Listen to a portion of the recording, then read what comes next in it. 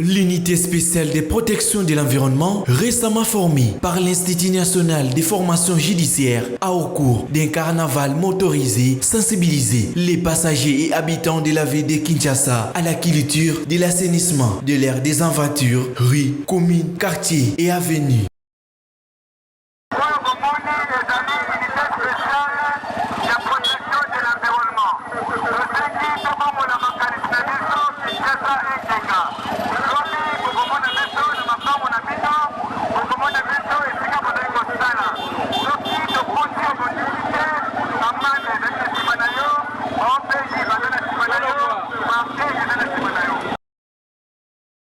Pour la commissaire générale de l'environnement, il s'agit là d'un acte fort qui permettra de mieux orienter les actions en matière d'assainissement de la ville de Kinshasa. Désormais, et d'ailleurs la loi le veut comme ça, nous avons jusqu'à 10 mètres pour assainir devant chez nous, nos commerces, nos stations-service, nos magasins et nos résidences. Et l'unité spéciale va s'atteler à faire des contrôles. D'abord, dans un premier temps, j'ai dit sensibiliser, mais surtout faire des contrôles, constater les infractions, rappeler à l'ordre et au cas où verbaliser. Et donc, le deuxième volet serait sur la gestion des déchets liquides. C'est-à-dire qu'il y a pas mal de résidences, malheureusement, ou encore des structures, des entreprises et autres, qui déversent leurs déchets directement, les déchets liquides directement dans les caniveaux, que ce soit des déchets de fosse septique ou alors des liquides du ménage, on va dire en gros. Et donc, ça sera le deuxième cheval de bataille. Nous allons nous pencher sur ces deux problématiques dans un premier temps. Les agents de cette unité auront également la mission de rappeler les textes des lois en matière de l'assainissement, de constater les infractions et infliger les amendes infractionnelles à ceux qui ne vont pas respecter les prescrits de la loi. Kinshasa Bopeto n'est pas un slogan, c'est un état d'esprit. C'est l'état d'esprit qui veut que nous puissions changer des mentalités à la base. Nous ne cessons de le dire, le gouverneur ne cesse de le dire. Aujourd'hui, nous avons des défis majeurs. Le chef de l'État a accédé à la présidence de l'Union africaine. Ceci revient à dire que, de surcroît, Kinshasa devient la capitale de l'Afrique. Kinshasa l'est déjà. Donc, Kinoises et Kinois, prenez conscience que la ville nous appartient. La problématique liée à l'environnement n'est pas qu'un problème du chef de l'État, ni du gouverneur, encore moins du ministre de l'Environnement seul. C'est une affaire de tous. Comme on aime le dire, Kinshasa Bopeto est une affaire de tous. C'est alors que cette brigade de protection de l'environnement formée sur base de l'arrêté du gouverneur datant du 24 novembre 2020 sera larguée de lundi prochain sur les terrains. Investis en qualité des OPJ, ces agents vont travailler en collaboration avec les parquets.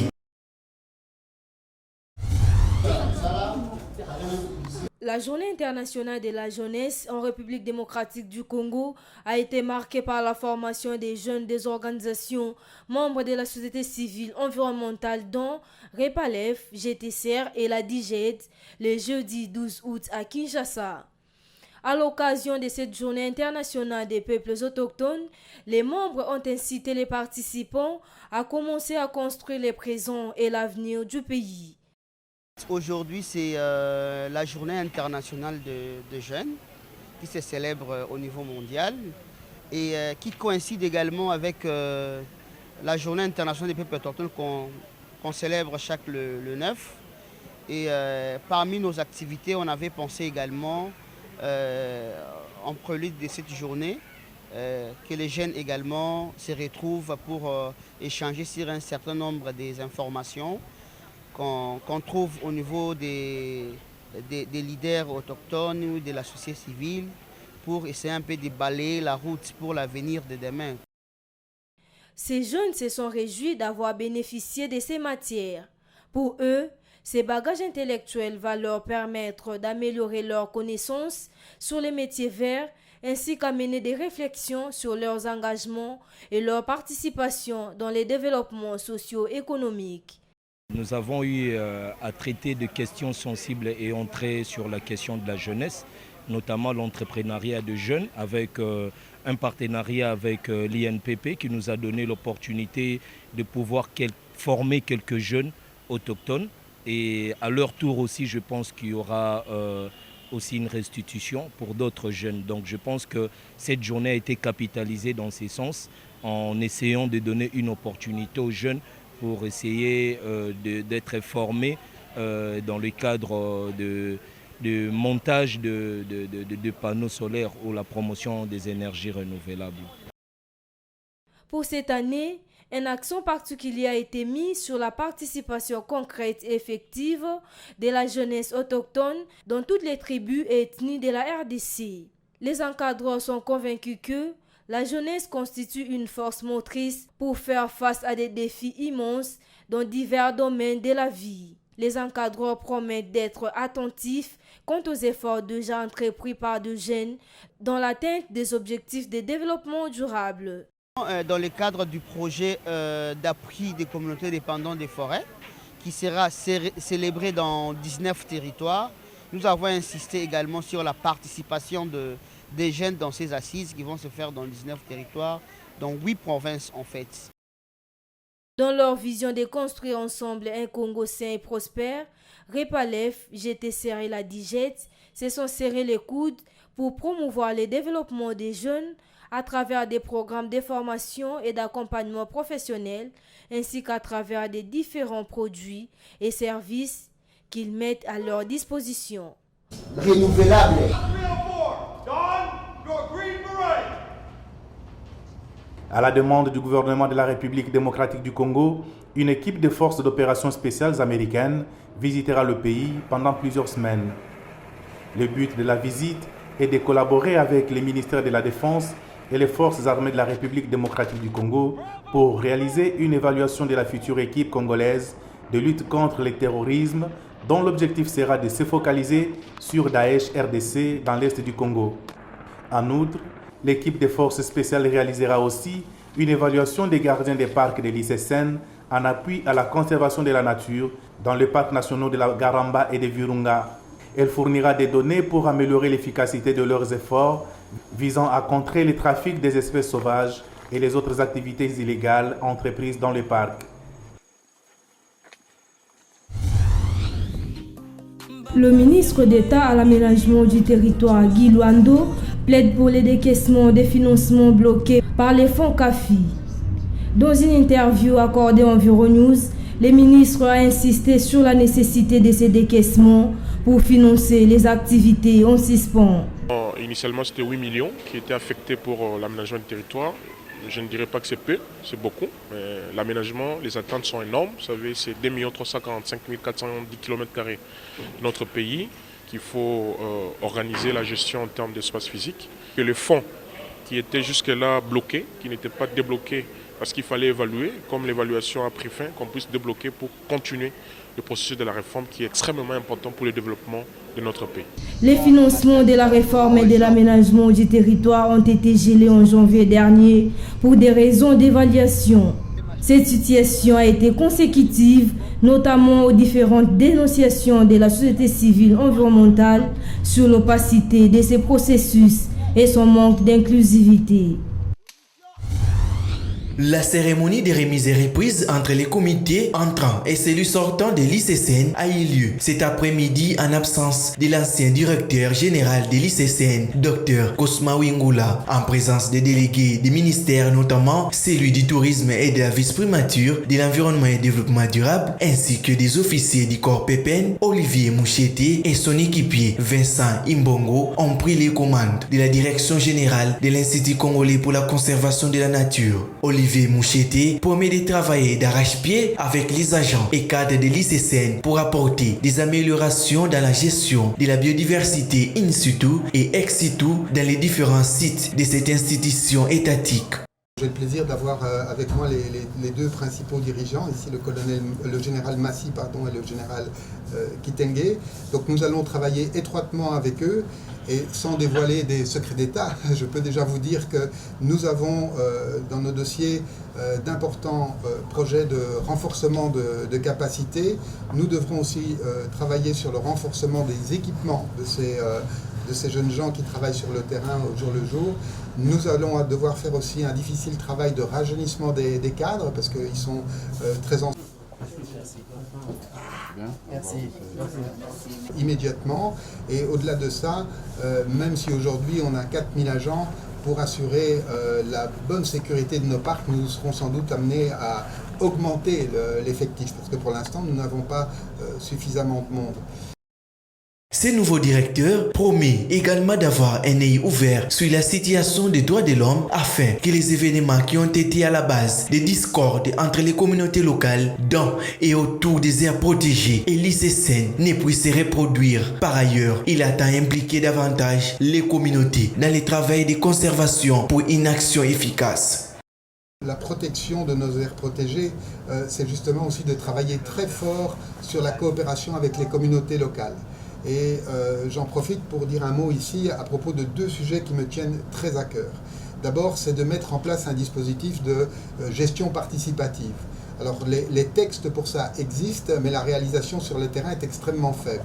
Et donc, nous devrons travailler dans ce sens-là, de manière à avoir une meilleure gestion participative de nos aires protégées pour mieux, justement, assurer leur sécurité.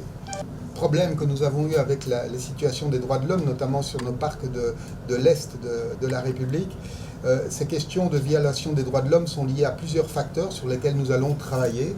Et ça nous ramène, encore une fois, à la question de la coopération avec les communautés locales. Je fais partie des gens qui pensent qu'aujourd'hui, que si nous réussissons le lourd défi d'organiser correctement nos communautés rurales sur des programmes agroforestiers, communautaires, climatiques et durables, nous augmentons considérablement nos chances de succès, de beaucoup mieux protéger nos aires protégées, de beaucoup mieux sécuriser nos aires protégées. En attendant la réponse au recours gracieux de Cosma Wingula, l'ancien DG de l'ICSN à la vice-premier ministre de l'Environnement, Olivier Mouchete devra encore occuper un bureau de circonstances aménagées pour lui par quelques agents et cadres de l'ICSN. Le comité de pilotage du Fonds national RED s'est réuni afin de lever les options pour sa participation à la COP26 sur le climat et les négociations de la deuxième lettre d'intention entre la RDC et les fonds CAFI. Les échanges convoqués par le ministre des Finances en sa qualité du président du COPIL ont eu lieu à Kinshasa le mercredi 11 août. Nous nous sommes retrouvés autour du président du FONARED, qui est le ministre des Finances, tous les autres secteurs concernés pour que nous puissions nous préparer, parce que la lettre de l'intention qui liait notre pays avec toutes ces agences qui concourent dans le financement dans le secteur de notre pays a pris fin depuis le mois de décembre 2020 et qu'il y a de nouvelles négociations qui vont arriver dans les jours à venir, dans le cadre des COP 26 qui va arriver aussi. Donc il est question que nous puissions nous préparer, faire des échanges entre experts pour préparer ces assises qui vont arriver pour y aller négocier avec force, et évidemment dans le strict respect des intérêts de notre pays. Pour les ministres d'État à l'aménagement du territoire, les besoins de la RDC sont déjà clairement identifiés et l'enveloppe à affecter au secteur de l'aménagement du territoire doit être conséquente. Nous venions dans ces assises pour solliciter que l'enveloppe soit aussi assez consistante parce que les défis sont énormes et qu'on tienne compte vraiment de l'aménagement pour relever ces défis dans les jours à venir et que les fonds qui étaient jusque-là bloqués, qui n'étaient pas débloqués parce qu'il fallait évaluer, comme l'évaluation a pris fin, qu'on puisse débloquer pour continuer le processus de la réforme qui est extrêmement important pour le développement de notre pays. C'est l'une des rares sessions ministérielles du COPIL du FONARED qui a su mettre ensemble autour d'une même table les 7 membres du gouvernement qui jouent tous un rôle prépondérant dans les secteurs couverts par ces fonds. Tous les 7 ministres qui constituent la composante du gouvernement et du comité de pilotage étaient là, en personne représentée.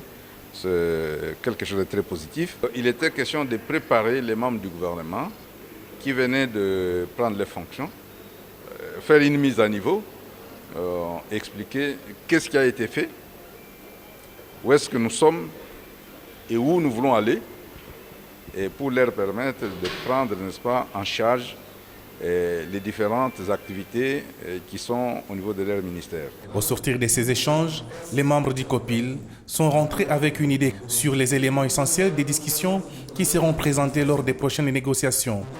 Ils prennent à bras le corps toutes les questions qui ont été soulevées notamment pour recadrer, et si vous voulez, orienter les prochaines discussions avec les bailleurs sur le prochain cycle de partenariat.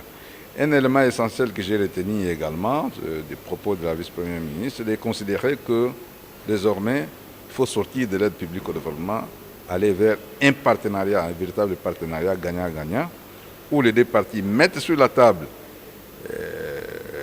leurs attentes et qu'un compromis est trouvé pour aller de l'avant. Chaque ministre sectoriel devra travailler et revenir pour la mise en commun des propositions avant de s'engager dans les négociations qui s'annoncent rudes entre la RDC et ses partenaires.